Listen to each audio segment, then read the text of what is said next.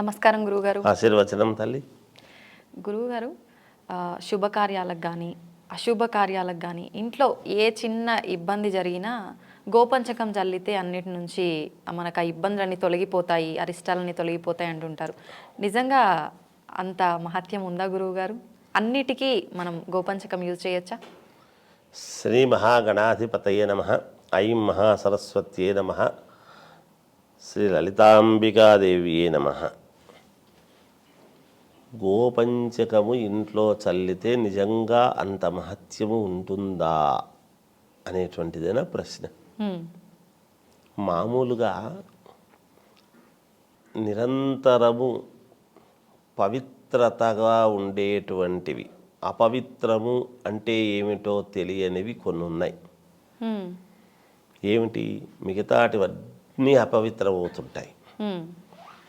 అందుకనే మనము ఏ పూజ చేసినా మనము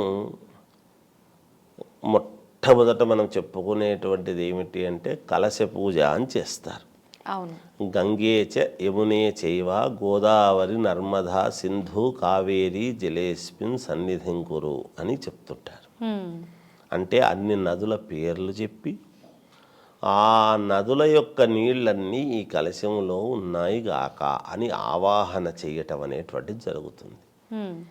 చేసిన తర్వాత ఏం చేస్తారు అంటే మామూలుగా ఎక్కడ మనం ఏది చేస్తూ ఉండినా, మనం ఇంట్లో చేస్తూ ఉండినా, ఒక శంకుస్థాపన, ఒక పుణ్యకార్యక్రమానికి ఒక ఇల్లు కట్టాలన్నా, ఒక దేవాలయము కట్టాలి అన్నా, ఒక ఆశ్రమము కట్టాలి అన్నా, లేదు ఒక వేద పాఠశాల కట్టుకుంటున్నాము అన్నా, ఒక కాలేజీ కడుతున్నారు అన్నా, ఇలా ఏవైనా కట్టుకోండి, ఒక ఆఫీసులు కట్టుకుంటున్నారు, లేదా రాజకీయ నాయకులు మరి కార్యాలయాలు కడుతున్నారు గవర్నమెంట్కు సంబంధించినవి అన్నా, ముందు పుణ్యాహవాచనం అనేటువంటిది ఒకటి ఉంటుంది. అంటే స్థల శుద్ధి.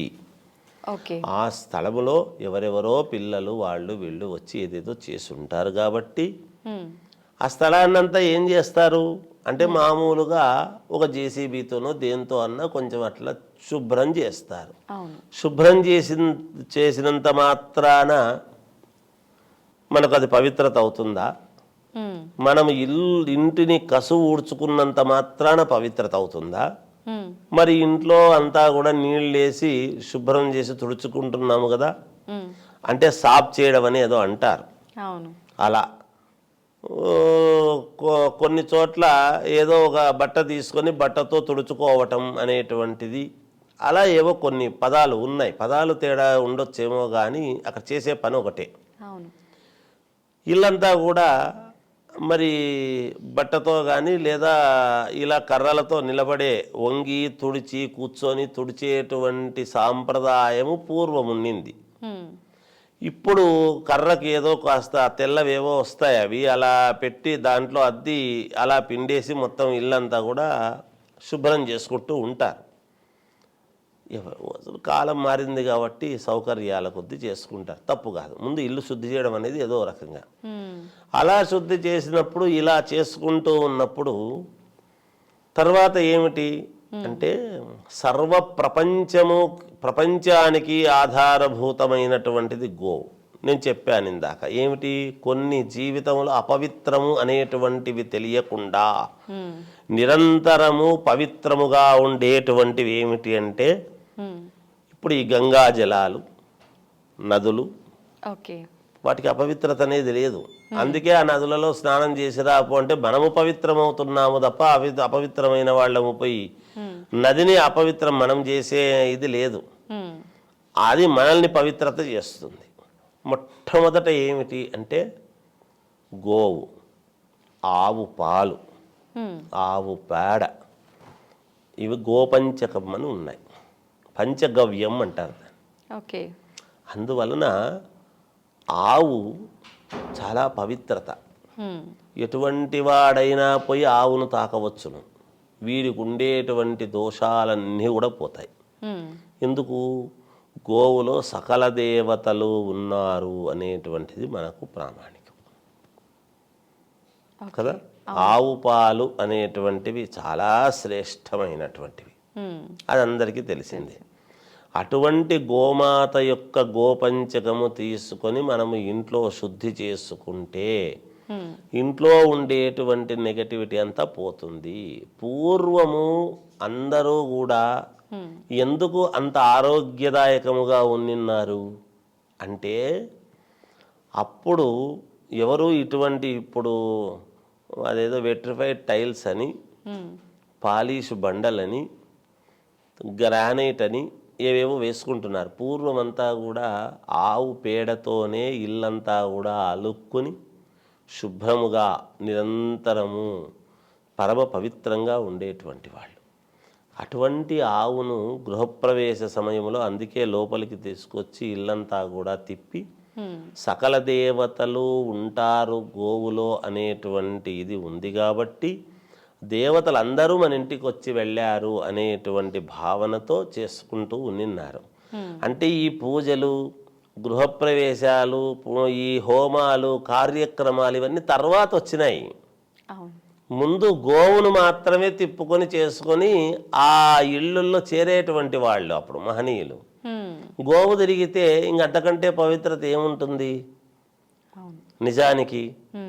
అందువలన గోపంచకము ఇంట్లో చల్లుకుంటే ఇంట్లో ఉండేటువంటి నరదృష్టి కానీ ఇంట్లో ఉండే నెగటివిటీ అంతా కూడా ఖచ్చితముగా పోతుంది. అదే కాకుండా ఆవు పంచితము ఒక అర్ధ స్పూన్ రోజు ఉదయాన్నే గనక తీసుకున్నాము కడుపులోకి అంటే లోపల ఉండేటువంటి ఎటువంటి దుష్టమైనటువంటి ఇది అంతా కూడా పోతుంది అని ఉన్నది. ఇవాళ రోజున ఎవరు అవి చేయడం లేదు. ఉదయం లేవంగానే ఏదో ఎవరు తిప్పల కొద్దీ వాళ్ళు ఏదో తీసుకుంటున్నారు. అలా తీసుకుంటే ఆవు పంచితం కొద్దిగా వారానికి ఒక్కసారి. అందుకనే గుళ్ళో తీర్థంలో ఆవు పంచితము మూలికల పొడి అన్నీ కూడా కలిపి తీర్థం అనేటువంటిది తయారయ్యేది. అందుకే తీర్థంలాగా తీసుకోవాలి. ఇంట్లో కాఫీ అవన్నీ తాగకుండా రోజు ఉదయాన్నే ఇంట్లోనే చెప్పులు వదిలి ఇంటి దగ్గర నుంచి కాస్త కొండల మీద దేవుడు ఉంటే ఆ దేవాలయానికి వెళ్ళి నడుచుకుంటూ చిన్న చిన్న గులకరాళ్ళన్నీ కూడా అవి కాళ్ళ కింద నడుస్తూ ఉంటే ఆ రక్త ప్రసారణ జరిగి ఆ గుళ్ళో తీర్థం తీసుకుని ఇంటికి వచ్చి తర్వాత కాఫీ అది తాగి ఇది చేసుకునేవాళ్ళు. ఎందుకు అంటే పుణ్యము పురుషార్థము రెండు దక్కేటప్పుడు. ఇప్పుడు సౌకర్యాన్ని బట్టి ఏదో చేసుకుంటున్నారు ఎవరు ఇది కొద్ది వాళ్ళు. అందువల్ల గోపంచకము వలన చాలా ఉపయోగాలు ఉన్నాయి తల్లి. చాలా యోగం. ఆవు పిడకలతో చేసినటువంటి ఆవు పిడక పొగ గనక ఇంట్లో పెట్టాము అంటే ఎటువంటి ఇబ్బందులు ఉండవు. అది తల్లి. ఇవన్నీ కూడా చాలా ఉన్నాయి. అయితే గురువుగారు ఆవు పంచకంని పండితుల చేత మంత్రోచ్చారణ చేసిన తర్వాత అట్లా యూజ్ చేయాలా, లేదంటే మామూలుగా మనం తీసుకొచ్చుకొని చల్లుకున్న ఫలితం ఉంటుందా? ఎవరు తీసుకొచ్చిన చల్లుకున్నా ఫలితమేమ్మా. ఆవు పంచితమే గొప్పది. కాకపోతే అధికం ఫలం అన్నట్టుగా మంత్రం ఏం వాళ్ళేదో పండితులు మంత్రం వస్తుంది కాబట్టి పవిత్రోవా సర్వావస్థాంగతోపివా యస్మరేత్ పుండరీకాక్షము సబాహ్య అభ్యంతర శుచి అని మంత్రము చెప్పి గోపంచకాన్ని చల్లుతాడు. ఇప్పుడు విద్యార్థి ఇప్పుడు గురువు దగ్గర నేర్చుకున్నటువంటి విద్యకు మనము సొంతంగా నేర్చుకున్నటువంటి విద్యకు ఏదో తేడా ఉంటుంది కదా. అంతేగాని అది ఏమి మంత్రం చెప్తాడు కాబట్టి అది మనము చెప్పుకొని మనం చేసుకుంటే మరి పుణ్యమే చేసుకోవచ్చును గాక. ఎవరికి వాళ్ళు. పంచము గొప్పది, అక్కడ ఆవు పంచితము గొప్పది. ఎవరు చల్లుతున్నారు అని కాదు. కాకపోతే మన తృప్తి ఏమి అంటే ఏదో అయ్యగారితో చేయించుకుంటే మంచిది కదా అని అంతే చేసుకుంటున్నారు. ఎవరు చల్లుకున్నా ఆవు పంచితమేనమ్మా, మంచిదే. వాళ్ళు చేసినా ఆవు పంచితం, వాళ్ళ ఇంట్లో పూజలు చేసుకున్నా వాళ్ళు ఆవు పంచితం చల్లుకోవాల్సిందే. మేము పూజలు చేసుకున్నా బ్రాహ్మణమే, మేమేదో ఇంట్లో పూజ చేస్తున్నామన్నా మేము ఆవు పంచితం చల్లుకోవాల్సిందే. మాకేం పెద్ద అతీతం ఏమి కాదు కదా. మరి కాకపోతే మేము మంత్రాలు అవి మాకు వస్తాయి కాబట్టి మనం చెప్పుకుంటాం. ఇంకో వాళ్ళకు రావు కాబట్టి పాపం మనం పోయి వాళ్ళ దగ్గర చెప్తాం. అంతే తల్లి. అదేదో కాస్త ప్రేమగా పిలిచినాడు అని పోయి చెప్పి చేసినామనుకో సంతోషిస్తాడు ఆ వ్యక్తి. అంతే కదమ్మా. అడిగినాడు కదా అని మనం భీష్మించుకొని నాకు ఇంత ఇస్తేనే వస్తా అంత ఇస్తేనే వస్తా అనేది న్యాయం కాదు. అది తల్లి. నిజంగా చాలా మంచి మెసేజ్ గురువుగారు. జయోస్తు.